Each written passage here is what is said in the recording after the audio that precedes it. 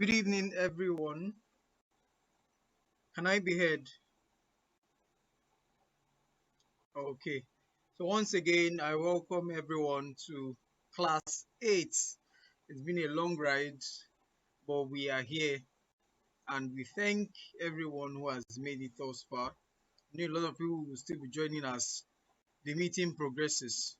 We'll be going straight to why we are here. So once again, my name is Dr. Divine Ewim, and I'm the Deputy Director of this prestige academy. So yeah, it's research, and today we have a very beautiful topic: systematic reviews, meta-analysis. We're going to be looking at the beginner's roadmap. I'm sure it will be more than a beginner's roadmap at the end of the class. So sit tight, grab your pen and jotter, and make sure to follow. Okay, so just a brief announcement before I introduce the speaker. At the end of the series, we're going to be giving out certificates of participation for people who participated in the series. We'll be sending a mail on how to pay and get certificate. So if you're interested, when that mail comes up, just follow the instructions and your certificate will be sent to you. Okay, so moving on, we have a very great speaker in the house. Actually, when I read through the profile of our speaker, I was like, my God, what did I do? What am I actually doing with my life? We have, people who are out there making waves, right? So when I read through the profile, I'm sure you ask yourself, what are you doing with your life, right? So let's get right into it. So John ABOJE is our speaker today. He's a dedicated medical researcher, global health advocate, and medical student. That's why I ask myself, what am I doing with my life? Because when I read the contributions that this young man has done to research, you see that most of us are still, dusting our shoes and getting ready to come on board on this journey. So John Aboje is a dedicated medical researcher, global health advocate, and medical student at Reverend Father Moses Osho Adasu University, Makurdi, formerly Benue State University. With a prolific start to his academic career, John has authored and co-authored over 20 peer-reviewed articles, many of which are published in prestigious Q1 journals.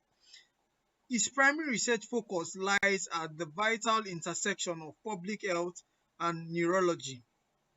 As the founder of the Antimicrobial Resistance Club at his university and an assistant editor for the Journal of African Medical Students, John is a leading voice for youth-led research in Africa.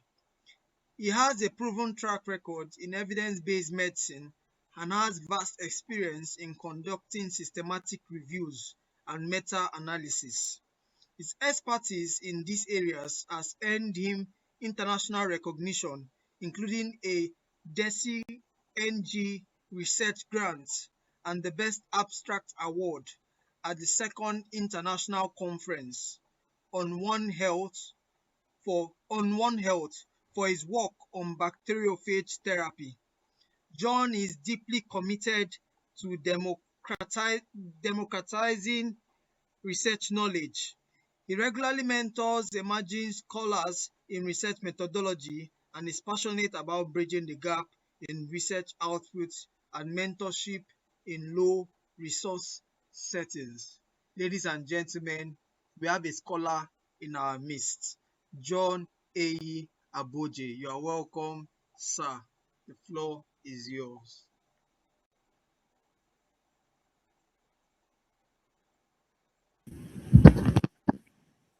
Thank you so much, Dr. Divine. I'm really honored. Good evening, everyone. And Dr. Divine has introduced, I'm John Aboje, medicine at Reverend Father Moses at ASU University. And I will be presenting a topic today on systematic reviews and meta-analysis, the beginner's roadmap. So I try to make the slides not too plenty so that everyone can follow. And but I'll be doing a lot of explanations along the line so that everyone can understand it. Because I was going to know that majority of us are beginners and we are just getting to know about systematic review. So I'll try as much as I can to make everything simple. All right. So let's begin. All right. So we're talking about from literature reviews, systematic reviews, and all that. Let's go on. Next slide. All right. So what's a literature review? Okay, I'm sure many of us have heard of literature review, and yeah, what is actually this literature review? How do we know that what we are doing is a literature review? Next slide. So a literature review is actually a process of gathering, the phrase that used to describe the process of gathering, analyzing results and conclusions from several studies. Right? So it could be two or more studies. When you want to do a research concerning a particular topic, I'm sure many of us are in the health line, and we want to do a research on cerebral malaria. Now you go online and you find studies, similar studies on cerebral malaria that other authors have done before.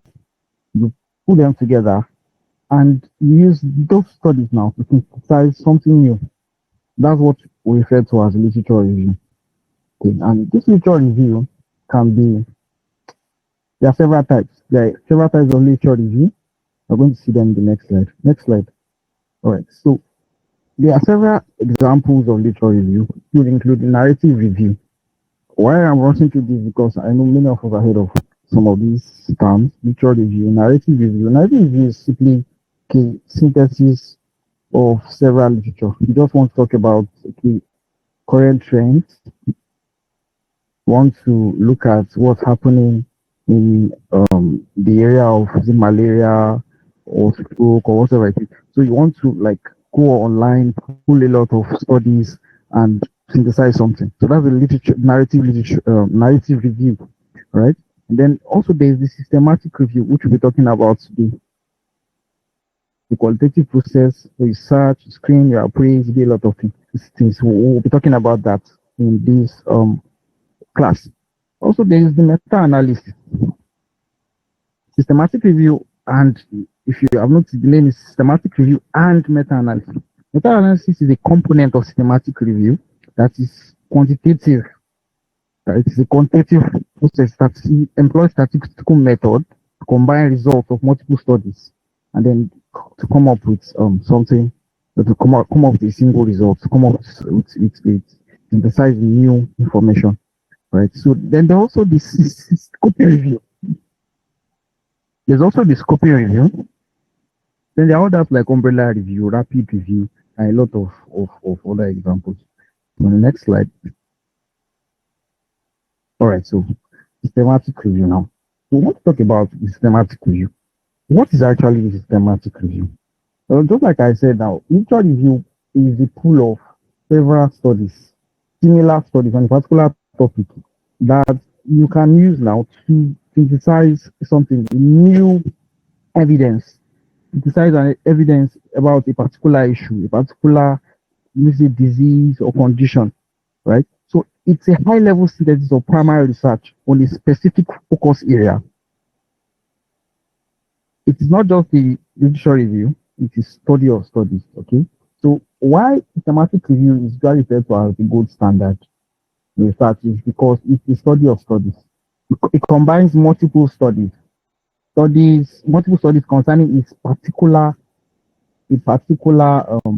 focused area. So you have a question, but I'm going to explain the steps, the roadmaps, just like the roadmap, the steps we take to when we engage in systematic review. What steps are we to take? All right. So it is not just a literature review. Systematic review is beyond the narrative review and the copy review. It is a study of studies. Okay, so and In the research world, systematic review is more respected than all other reviews. Right? Systematic review, I've only seen that under the ladder of evidence. Right. So next slide is the highest level of evidence for clinical guidelines, policies, policy making, and medical decision making. In case someone wants to get clinical guidelines, policy, they want to make new policy, systematic review is best recommended because systematic review doesn't focus on one study, one author, or one research. Systematic review pulls several studies, several evidence, and then it comes up with the best possible solution to that problem. Yes, predefined and structured protocol that minimizes bias and ensures that the process is transparent and reproducible. That's one of the most important aspects of research. If you conduct a research that is not reproducible, then you have really not done anything because the goal of research is reproducibility. It should be able to another author or another researcher, okay, you should be able to replicate what you have done exactly.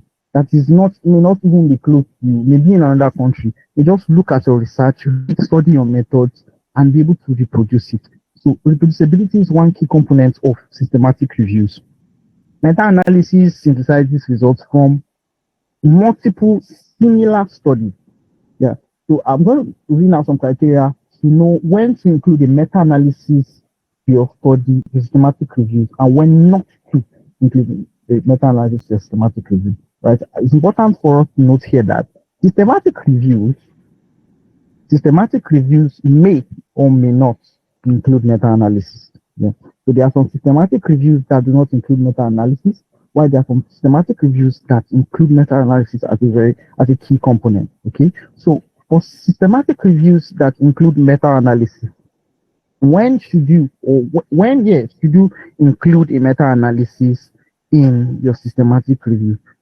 As we go on, we're going to be seeing something called PICO. I'm sure most of I'm not sure, but I know many of you would have heard about PICO, which is PICO, which is we're going to be seeing that. Let's go to the next slide. All right, so pyramid of evidence.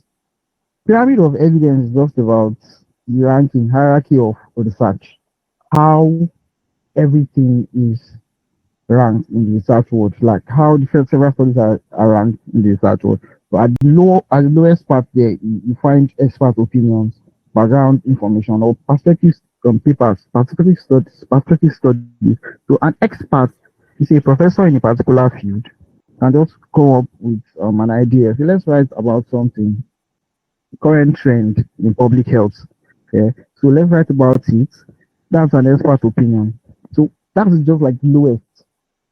People will not give that more consideration to when there is a case series or a case report, or when there's a case control study.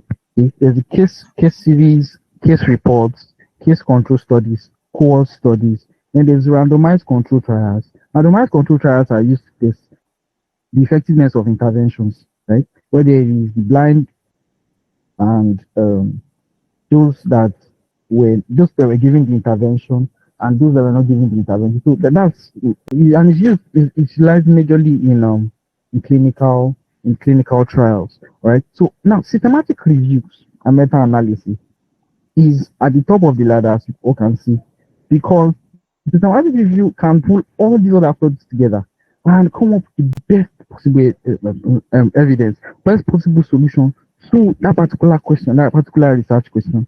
Systematic review. In fact, I heard an argument of someone saying that okay, systematic reviews are even better than multi-center randomized control trials because you can just pick a pool of randomized control trials concerning a particular topic, do systematic review, and come out with better with evidence. Multi-center randomized control trials now you do it at several centers and then you get the result. So there are a lot of arguments about systematic review being the best. Yeah, and it's indeed the best. We're going to be seeing how to go on, how to start for beginners. Let's go to the next slide. So focus on what we really want to do. All right. So Systematic reviews and meta-analysis roadmaps for beginners. All right. Now we're going to see the steps that you need to take if you want to start a systematic review. If there's time after this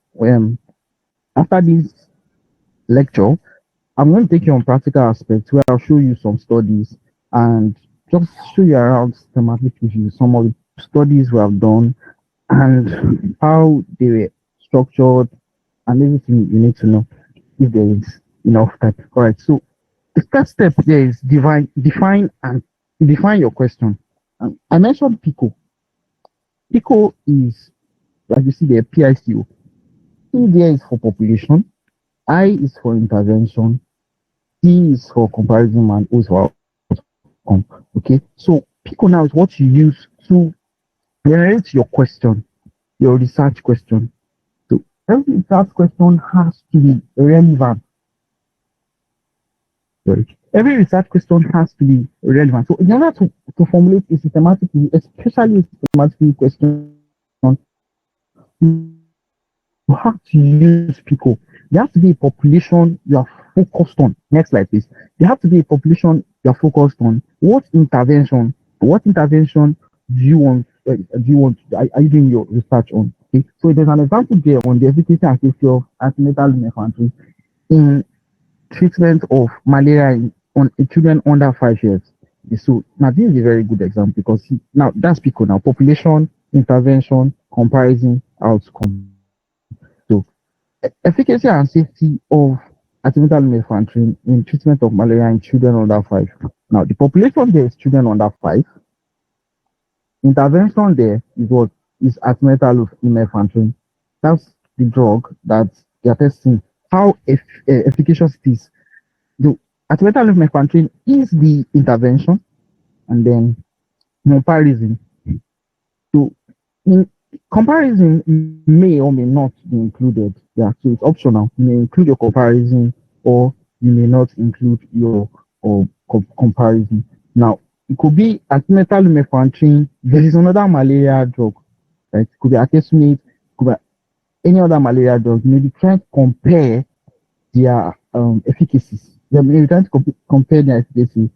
That is comparison now. And then the outcome, you want to see how efficacious it is or how safe the drug is. That's the outcome. So that's what you formulate your systematic review question, your research topic. Use the PICO framework. It's very, very important. So that's the first thing you have to do. Use the PICO to identify your population, your intervention, comparison, and outcome. All right. So go to the previous slide. Now, the next thing you want to do is your literature search. Okay? So literature search is actually something very interesting. If anyone gets thematic review, literature search has to be detailed, and you have to not just you're not just searching literatures now. Like I said, if it's other literature reviews, you can search those literatures and you come up with a pool of literature, but you are not documenting them. You're not saying okay, you're not creating a table or doing that. But in systematic review, everything is structured. Everything is very, and in fact, lately reviewers are beginning to request for rigorous methods that are systematic review. Like yeah, so when you do a simple narrative review, sometimes they may ask you to screen the studies. They may ask you to generate tables, do everything just like a systematic review. So they don't study like that with it, and the reviewer requested that we do all that. So let's go on to the next slide. So if reviewers now begin to request for this, so that's why it's important that we have the knowledge of systematic review, so that we can employ it.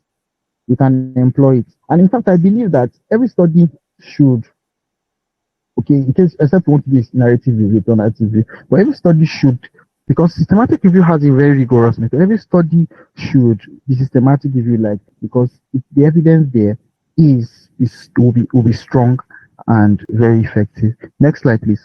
Now, we want to talk about how to to do your literature search. So after generating your question, You want to search databases to see what is most what are the papers that are available, what are the previous research that has been done concerning that particular topic. All right. So there are a lot of databases you can search. Example is PubMed, Google Scholar, MBs. Yeah. So there are a lot of Cochrane. Yeah. You can search those databases and get information, get papers that you use now for your systematic review. You can use, I think, go to the next slide, please. All right. So this is for literature search. So you can search multiple databases, PubMed, Scopus, Cochrane, and then you use Boolean operators. Searching itself is a very, very technical something, especially in research. When you're searching for literatures, you use Boolean operators and not and or. Yeah. So you use Boolean operators while searching, usually with PubMed. Then there are some things called mesh terms. Mesh terms are terms, yeah, are words that you use in why searching. Now, when you were trying to generate your pico, like your question, you you had your population, your intervention, your comparison, your outcome. So that's what will be the major that's what will majorly be included in your search. Go to PubMed. I don't know if there's time. I'll show you.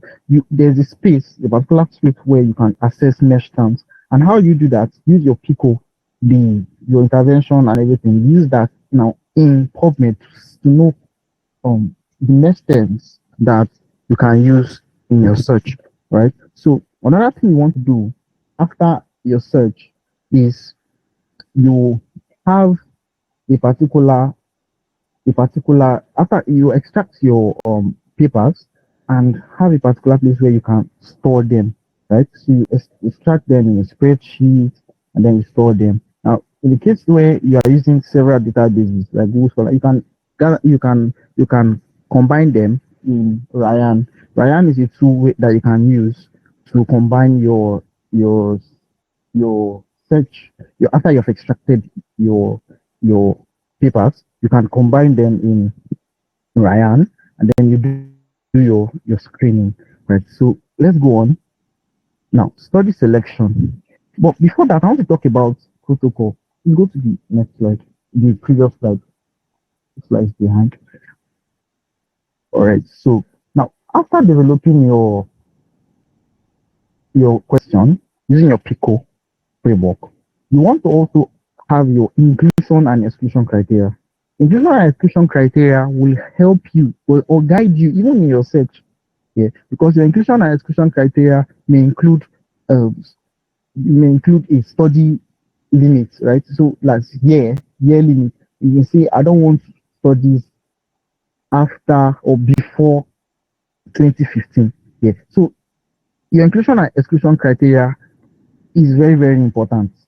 It's very, very important in systematic review. So after your PICO, you want to generate your inclusion and exclusion criteria. Your inclusion criteria, you may don't want studies, conference papers, abstracts, and all that. So you're including that in your inclusion and exclusion criteria. Then you're going to a site called Prospero. Prospero is a site where your protocol for your systematic review is registered and is giving is a unique number that you use. You are going to include that number in your manuscript while submitting. Okay. So Prospero is the site. And now the reason for Prospero is that they don't want two researchers doing a particular work. Yeah, they don't want two researchers doing the same research, the same systematic. So it takes a long time, a long period to systematic review. As on systematic review that it takes 1 year before it gets published.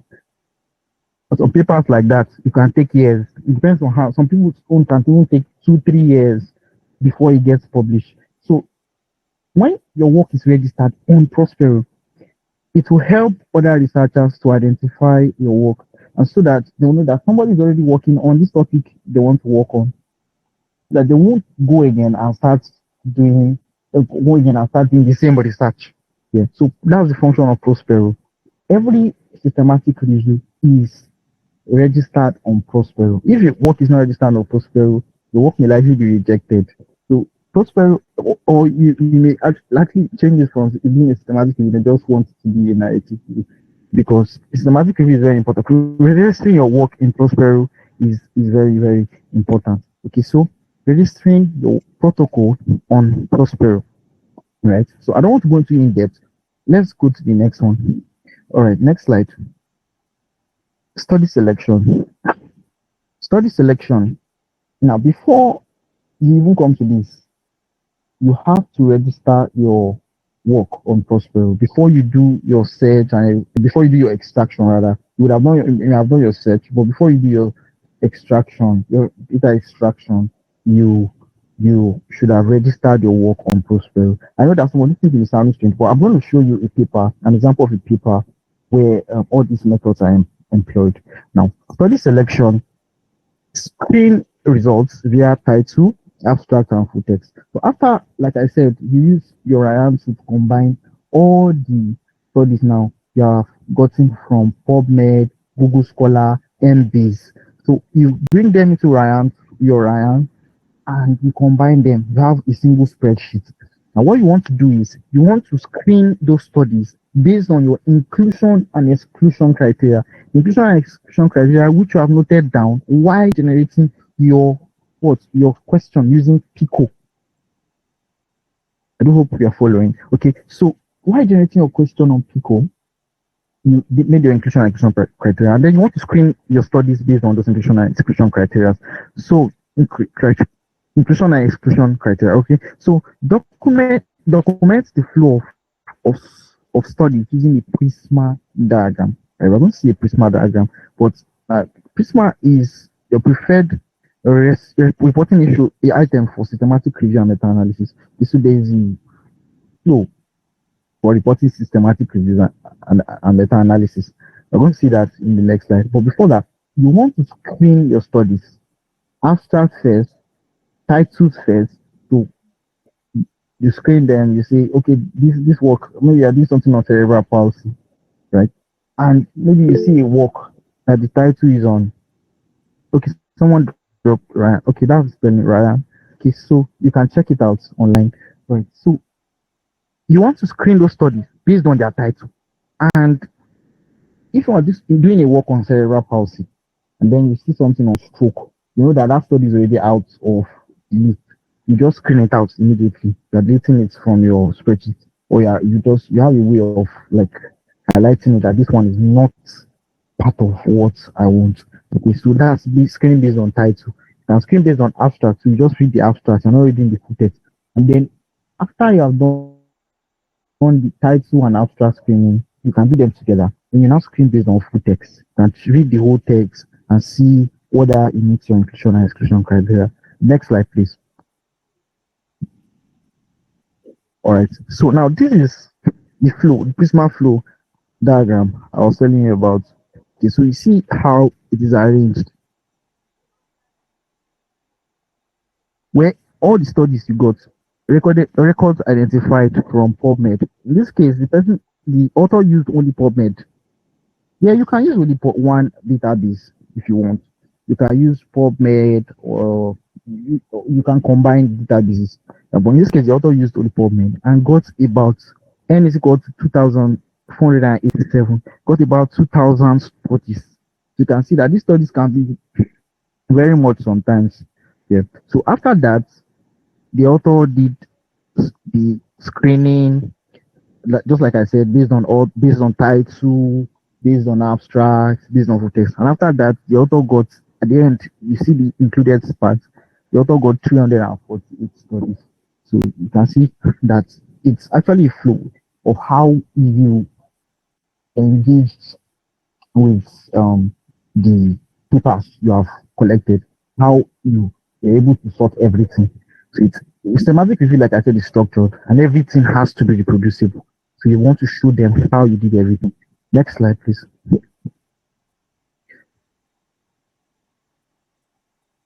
All right, so data extraction. Data extraction includes study characteristics and outcome measure into a standardized extraction table.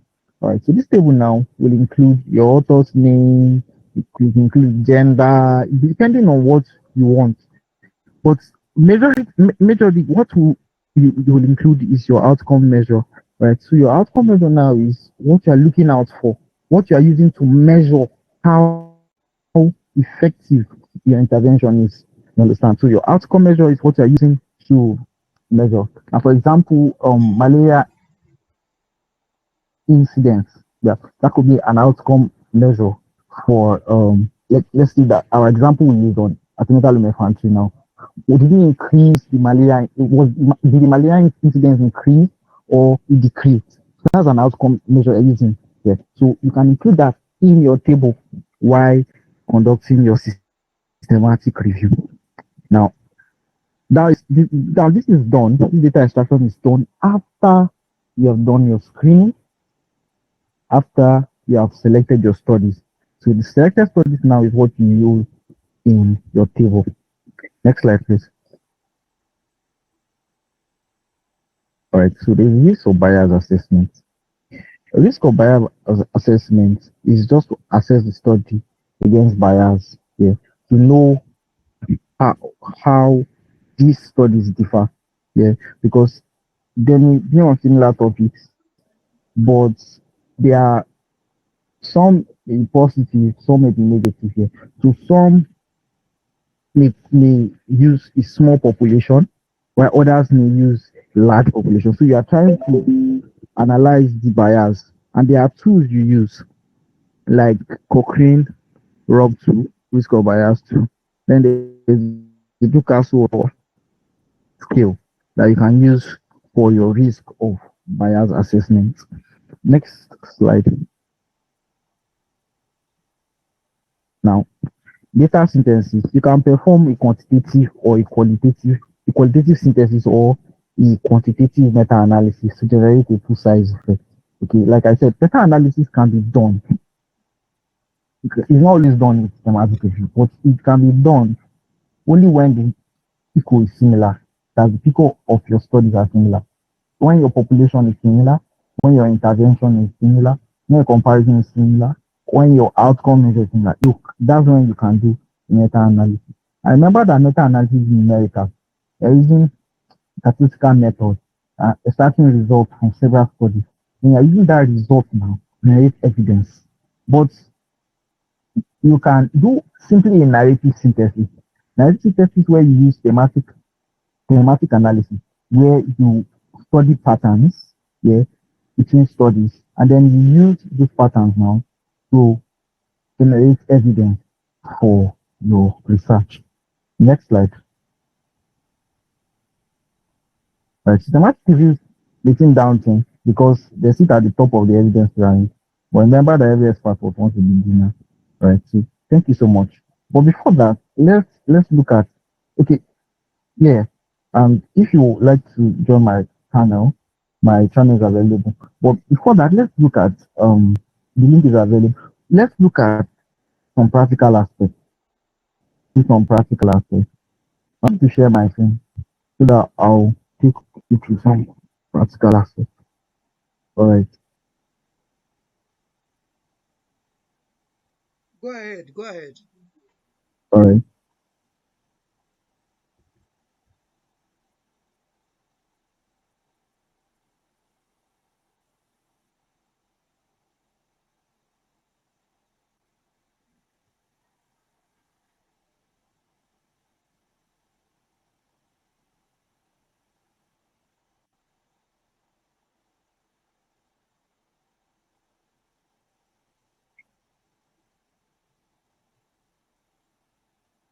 Just a moment.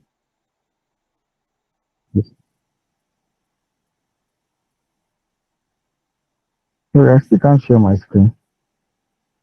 Let me try again.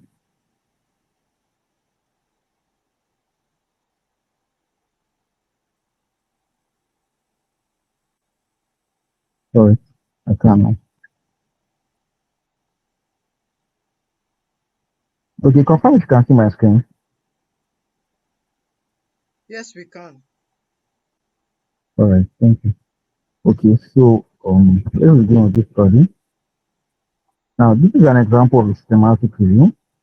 Study on prevalence characteristics and treatment outcome of migraine headache in Nigeria. Systematic review and meta-analysis.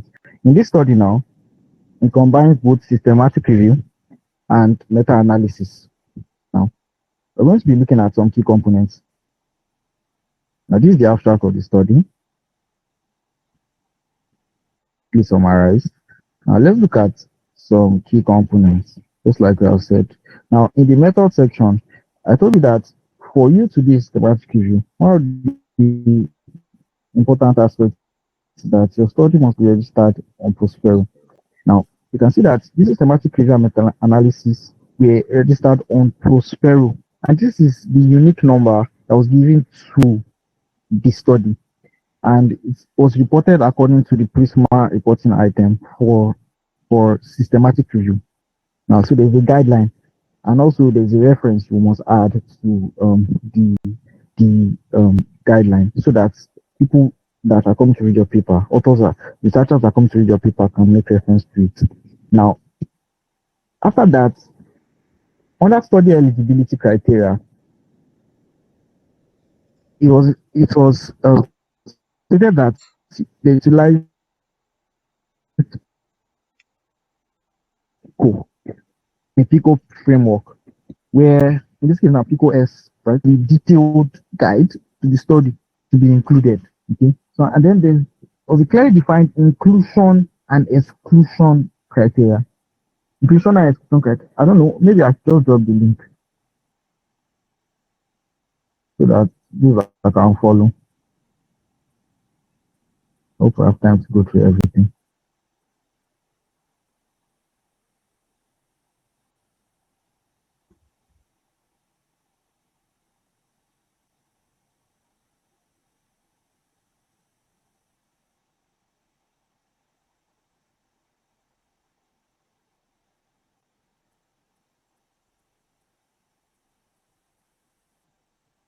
So I just drop the link to the study for those that want to follow. Alright.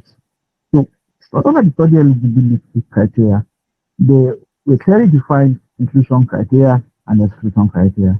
Like I said, this inclusion and exclusion criteria that you use while screening your study, right? This is what you use while screening your study. In this case, the inclusion criteria: geographical location with individuals residing in Nigeria, age participants of all age group, diagnosis, individuals with confirmed diagnosis of migraine, because that's what we want to. That's the crux of the study, migraine headache, right? So there is also study type. So these study types now include an array of several research study designs that were used, that were included rather in the systematic review. There was original research studies, including cross-sectional studies, core studies, case control studies, intervention studies, reporting on prevalence characteristics. And also now there was also a clearly defined exclusion criteria. Exclusion criteria now is the studies with insufficient data or incomplete reporting of relevant outcome, and also animal or laboratory based research. You know, some we go as far as saying, okay, abstracts, non studies that were not published in English, right?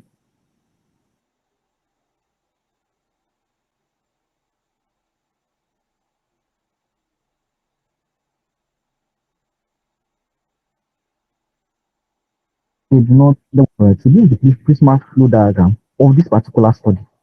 You can see how every component is just included. Right, so that's loaded. Now this is the Prisma flow diagram and everything. I don't want to go into details because of our time. All right, let's go on. Now, this is an example of a risk of bias assessment. In this case, the tool they used there was a ROB tool. And this is how it analyzed everything. Now, there is a site where you can access this, have this, where you can because this is actually it's a different topic on its own. I don't want to take us deep into this, but this is actually what it looks like when we say risk of bias assessment. And there's a tool which is what the tool they use here is Robin one tool, right? So data extraction is usually done with the Ryan software, as you can see here, and also not by one reviewer, usually by two reviewers, and then there's always a third reviewer that would resolve or come in to resolve any dispute between the two reviewers, right? So data extraction is a very key component. Now, after that, there is the sorry, the risk of bias assessment. We talked about that. Now, in this case, there's a meta-analysis component, right? So the meta-analysis component is what is into a statistical method. Meta-analysis were considered for study being sufficiently homogeneous. So these are all the components that were included. Then there's the results that talks basically about the studies that were included, the studies that were included in the systematic review. That's what the results talk about. Then the discussion will now talk about, we will now do a comparison between the studies, like between study one, how study one reviews to study two, how their differences, and make recommendations. That's what discussion is for, right? There's a discussion session down. Now, this is an example of a forest plot. Forest plots are used in systematic review. This is a funnel plot. The one above here is the forest plot. There are tools that are used in meta-analysis, video analysis, right? So then there's the funnel plot. They are used for checking publication bias because some they may be publication, like I told you, some studies may include a large sample, there are several biases, there are several different limitations within the study. So these are tools that are used to examine the study. All right. So is the treatment modality and all that. Right. So because I don't want us to look at only this study, let's go on to another aspect. This is Prospero. Prospero, like I said, is where you come to register your study after you have generated your topic, right? Using Pico or Pico framework. So after you have done that, you have generated your inclusion and exclusion criteria. The next thing you want to do is come to Prospero and register your study so that you know if someone else is doing that same study and you register it so that everyone in the world will be able to see that there's a researcher in Nigeria, there's a researcher there, there's a researcher in Africa, there's a researcher somewhere in the world that is doing this particular study. Now, what you do is you log in or you create an account with Prospero and you register your new study. You come to continue. These are your terms, and then you can continue. They'll ask you some very key questions, ask you about whether or not you want to, what type of systematic review you want to do. Is it involving animals or humans? These are just questions to know about the ethical considerations. They'll consider some of the ethical things involved. Now, example, I want to do a study with animals as participants. Then there are other questions that will be added. Is this a live registration record? So there are a lot of questions that you need to answer. And basically one of them is your inclusion and exclusion criteria. It will ask you to state it, your inclusion and exclusion criteria, and then also your PICO framework will be stated in your Prospero while registering your study in Prospero. So there are a lot you can do with Prospero. Now, let's look at another study. And this is a study with this is a study that is just systematic review, no meta-analysis, just basically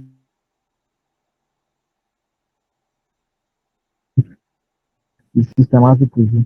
This is a study on safety and efficacy of nivolumab plus ipilimumab in microscopic instability, right? So the colorectal cancer. Now,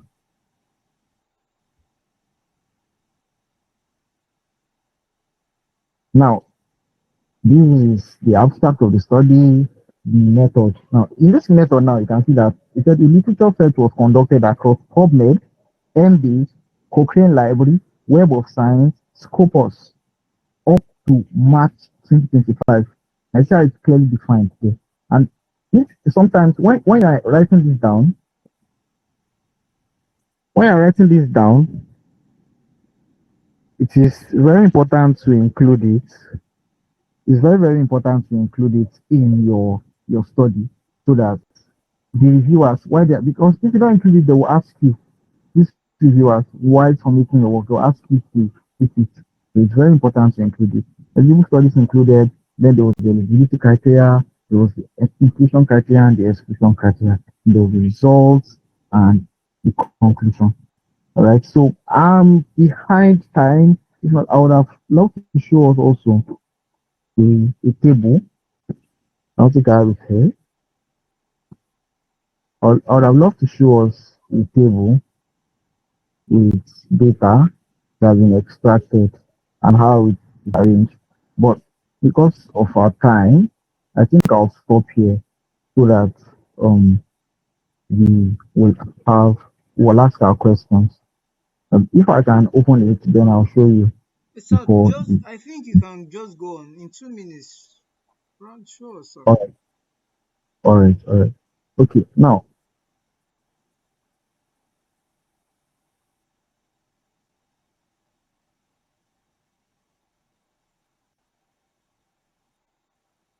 let's see.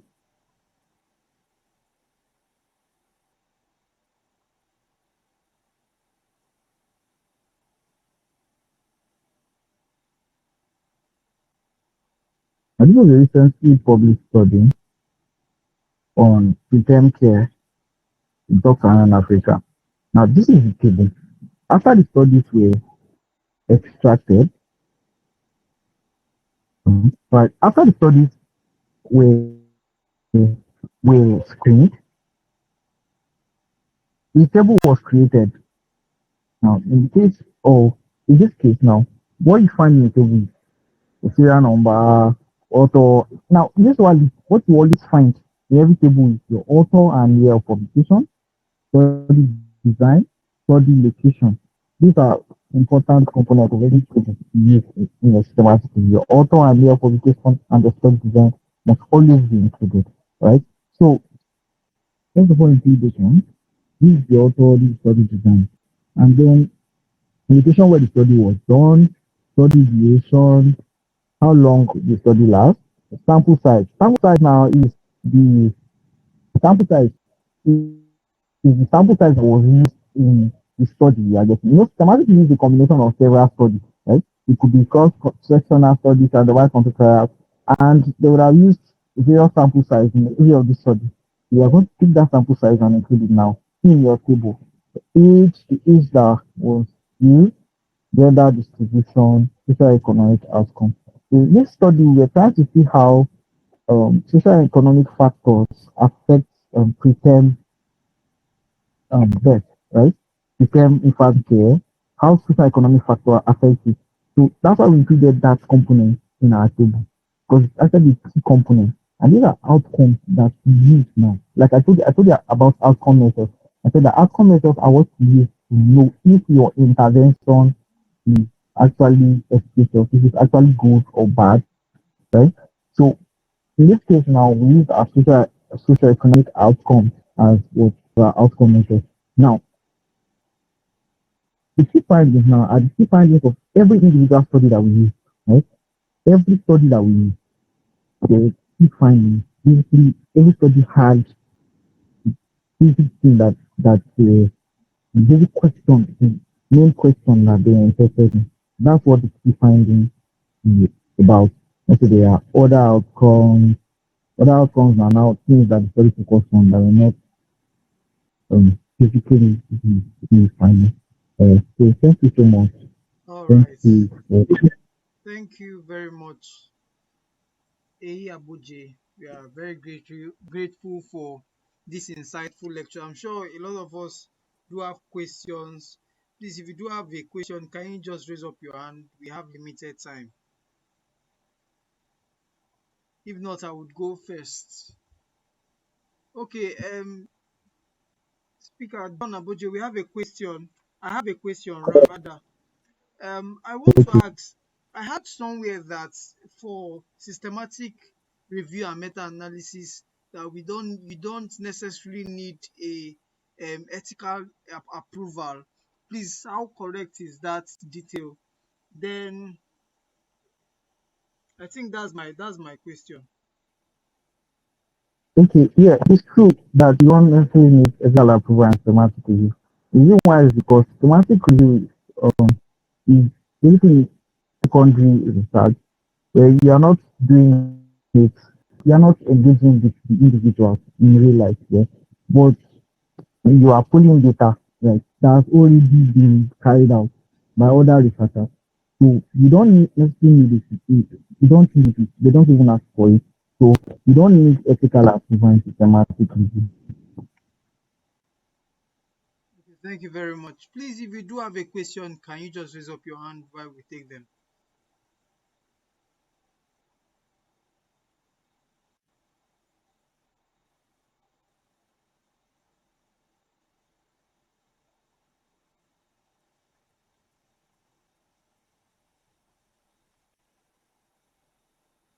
Okay, no hands raised.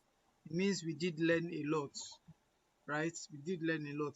I for myself did learn a lot. How my brain was open to a lot of new stuffs that I would be willing to look out for.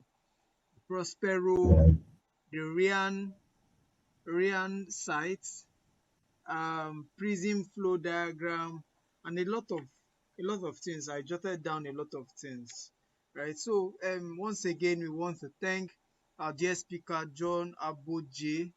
It was a great pleasure to have you with us to break down meta analysis for us and systematic review. I'm sure, please, if you have any confusion, go back to our YouTube channel and look out for the video. It's going to drop this night in few minutes, right? So, once again, I want to announce at the end of the class would be giving certificates. So if you do want a certificate of participation for the 4 weeks boot camp, you do follow the process that will be sent to your mail to assess how to pay and all that. All details will be communicated via the mail. Okay, that being said, we've come to the end of the class. This is the 8th class out of the 9 class series. I'm so excited. So next week, Wednesday, is going to be the last class, and we'll be drawing the curtain there. On behalf of the Executive Director, Dr. Obianuju Moalo, she sends her greeting. She's unable to be with us at the end of the class due to network issues, right? So, yeah, thank you, everyone that attended. Can we just jam our hands for our speaker? Let's just do something, make some reaction. He did a great job, right? So yeah, thank you very much everyone for joining in this class, and see you on Wednesday. Good night, guys.